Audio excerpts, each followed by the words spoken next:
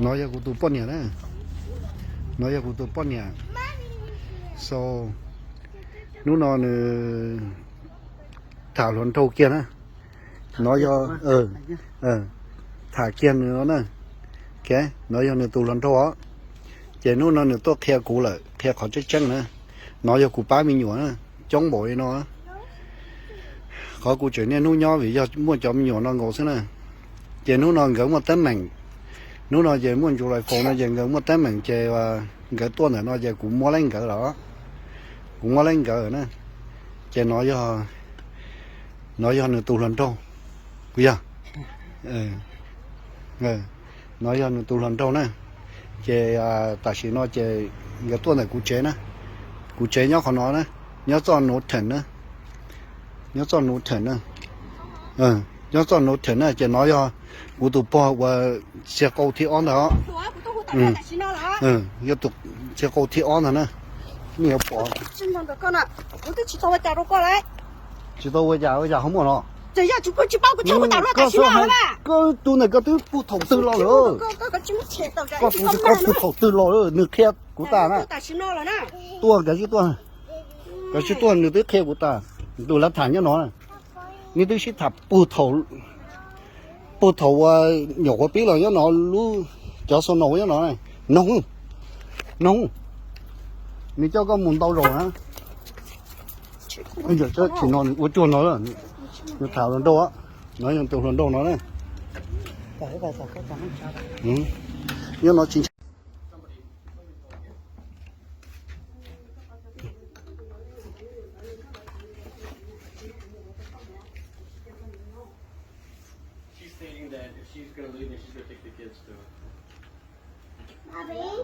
the kids mine you will see a bursary cake something between nibbling but then as long as somebody leaves Okay. That's it. So, không một chồng một thế rồi. Chỗ này thì cũng mua ha, cũng chưa chào.但是cũng那个一个 report 的，you know，主任起码是。Yeah. Okay. 要更 willing 我这个是我会用你说 ，OK? Yeah. Yeah. He said, "No, I'll just leave because she's making it too hard." Yeah. So. Yeah. Actually, not gonna go for the night. That's okay. But you guys have to talk about this. Yeah. You So guys have to have a that's talk. okay. For me, I don't make it hard, you know. So. Well, but you still have to talk about what's going on. Yeah, that's what I want. Why is it gonna be running eastbound on Ash? What?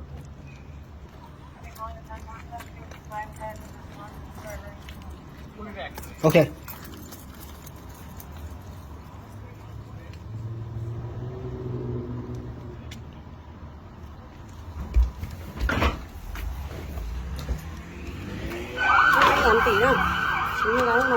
thì đi bữa ta của hai con này à, của xã tiền chơi mình chỉ một gì này à, thử bài tiền bài khâu lúc cho này à, của xã tiền này có thể nhẹ này à, chứ bài khâu lúc cho là để của thiết là ô, ở nhà nó trả hai cái thể á, nó chỉ có ai bốc bằng à, Yeah, this is the one này chỉ có thể còn nữa này chỉ bốc bằng chứ mà cứ câu luôn của thiên ga, ở thiên ga này lúc cho là cho trẻ à, là cho tỷ lúc chập quả cố nè, để你在幕后打老的，你到后车的那么稳的啊，就不真要到家了呀。或者你看那种到车打的，那个家，人家过路车把这个车到龙包车了呀。这他们让他后车了呀，个家。个打骨头，要个去不把这个路车的，个打手，个在俺们过路车了，个在俺们过下空了，对要个去打个嘛么啊呀。这个么这个路车的，就把停呢的。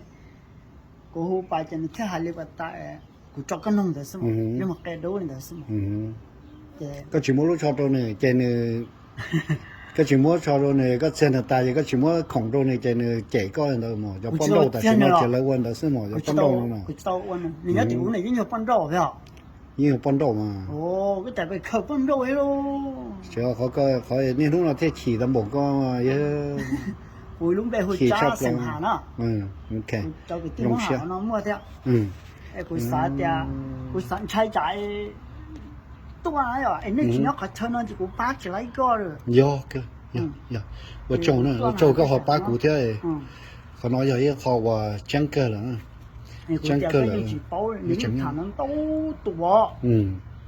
của lên từ to này cái của cái cho của tuần chuyện cho chạy bảo kia nè à rồi cái của nó cho cái họ phê cái của hai lô phê đó họ cho li họ tại sao nó có cho li họ tại sao nó có chỉ cho li họ cái của nó đa của nó của to nó bao chế to nó cho đua ta nó thế có những hay kia tiền mua gì nữa tụi bọn nó nè mua gì này tám mươi nó thế có những tiền có tiền nữa mỗi nó nữa sẽ có nó nữa có nhiều mỗi nó có những hay mỗi nữa đôi nó hỏi muốn đi thua hồi nó nữa tại sao nó nè có cái chuyện muốn đi thua hồi thế hay có cái sầu rồi nó nè tôi chỉ đọc ác sơi nữa tôi chẳng nên chăm lo tổ cái chả phải nuôi cho móng tổ lại chỉ bảo hết cái cái lỗ tới xem lo tổ lo về to thế bây giờ lúc trẻ thuộc cái chỉ đâu cái chỉ lúc trẻ thích ý nữa là thay cũ thì hay về thì là bài trẻ chỉ có thể là bài thì có nhà bao lọc tê rồi á thì là lò bu thì lò thì là thay lại bó thì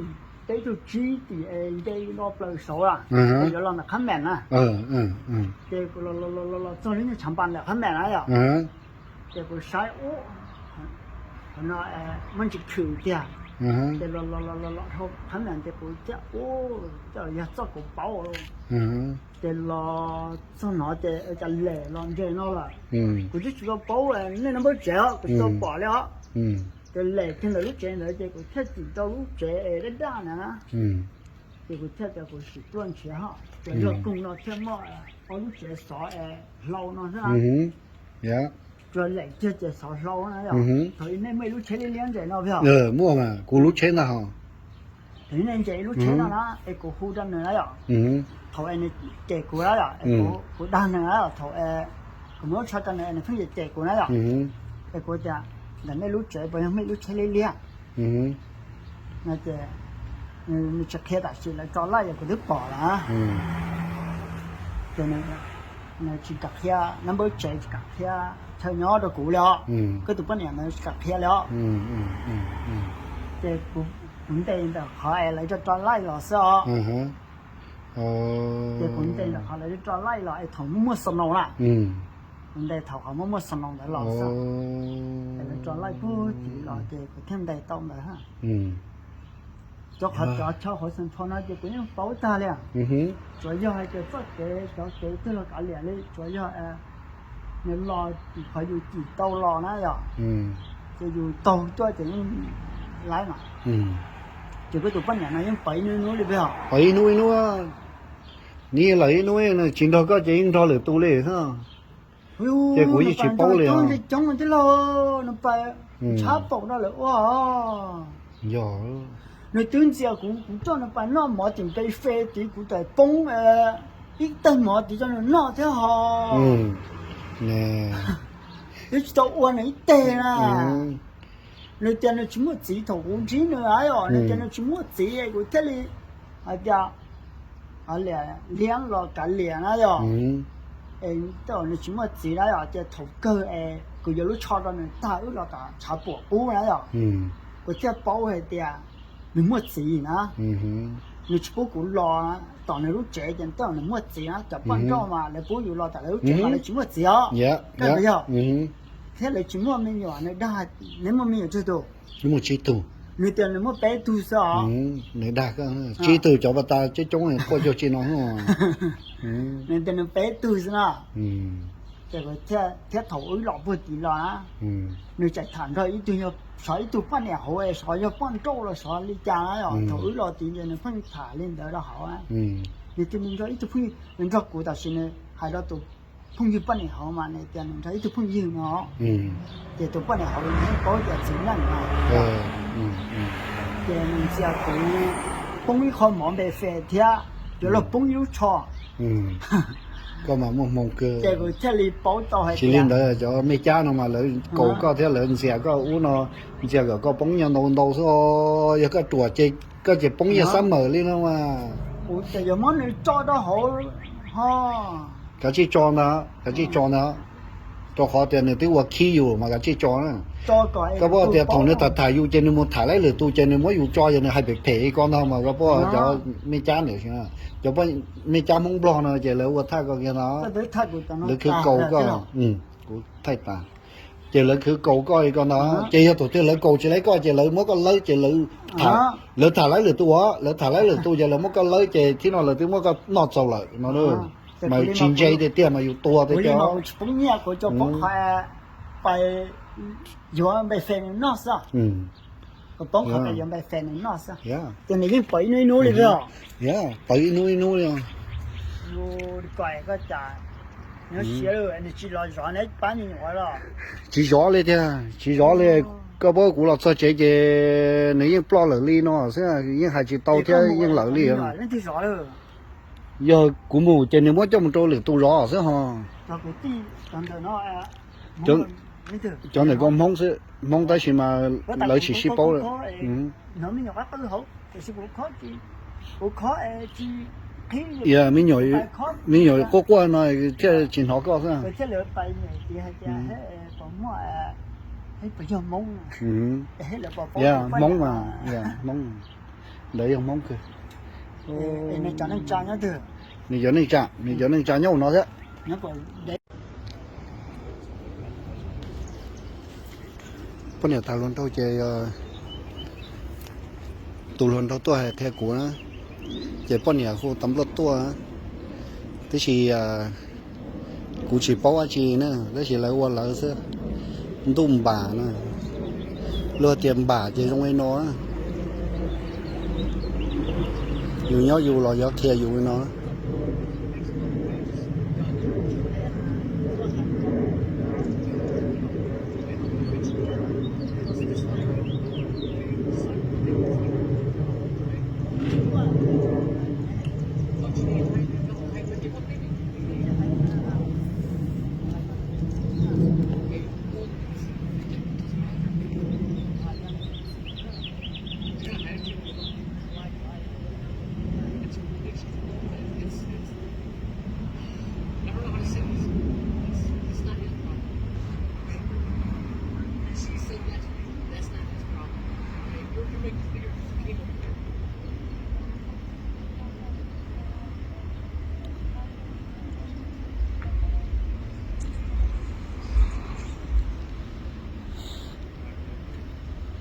đùm bà nữa trong ấy nó như bỏ cho con nhà thả luôn đâu thế đắng luôn đâu chỉ trong nó tiền nếu thả thế nếu quay nó tới chỉ cho thủ cơ chế nếu kia của bao chế luôn đâu họ chắc là tôi kia của bao chế thằng nó chế nó họ chỉ chế nó họ khu tắm đồ tua thế nó nữa chế họ nói cho ít kho nên đấy chứ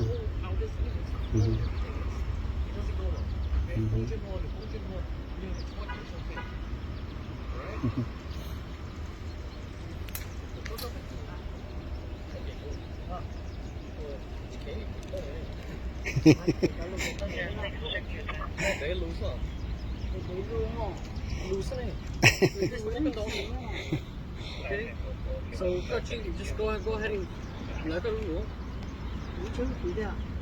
That one?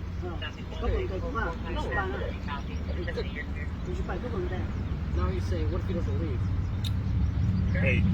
Hey, listen. Get in your car and get out of here before we arrest you. yeah chế cụ thế tôi nó giờ cũng mà hú cơ Go get in your car. chế nói cho này tôi luôn đâu á This man talked to you like a man, and he asked you nicely. You don't get to fucking make your decision out here. We make the decision for you.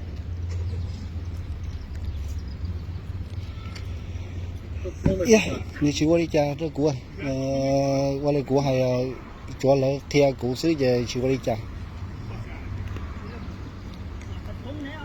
qua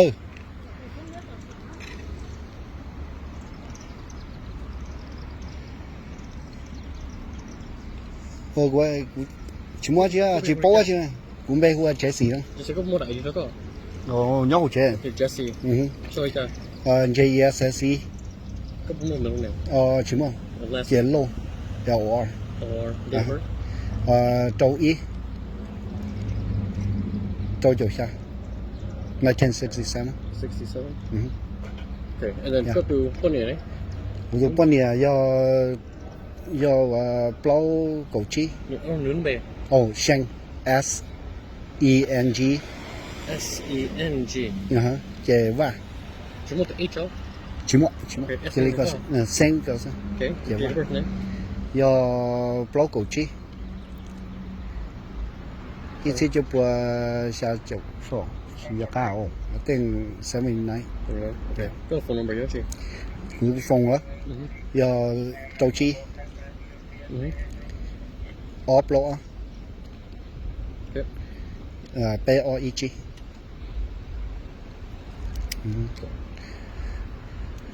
Cú chỉ bỏ thì giờ người tới sĩ thành nên đẩy lo giờ cú yên nhân hữu một lượng à giờ cú chỉ pay attention tới nó đi cho họ thì nếu như mua nếu là tali nữa khác nếu muốn tali đó thì xã thì mấy bán nhiều chứ chung giờ nhiều chỉ xã một tấm mình thì đó này tên ý là bây giờ giờ bao nhiêu tiền bao tế tôi mà bây giờ lâu luôn vậy thì dù chỉ xã thì có cả lúc nên bùa thế này, chỉ xã cả lúc nên bùa rõ thế này thì dùng dù cho mình nhỏ cái gì cũng chỉ ngay trên nữa nếu mua nữa tôi có thì giờ có hai nữa thì chờ nếu như mùa này mùa lại ở bênนู้vậy mà lọ có hai giờ mùa ở bênนู้mà lọ thế này thì cho mình nhỏ rồi dù sao thì của thiệt thì cái liền như vậy thì Dùng đéo Nếu chờ một tuổi nó thế.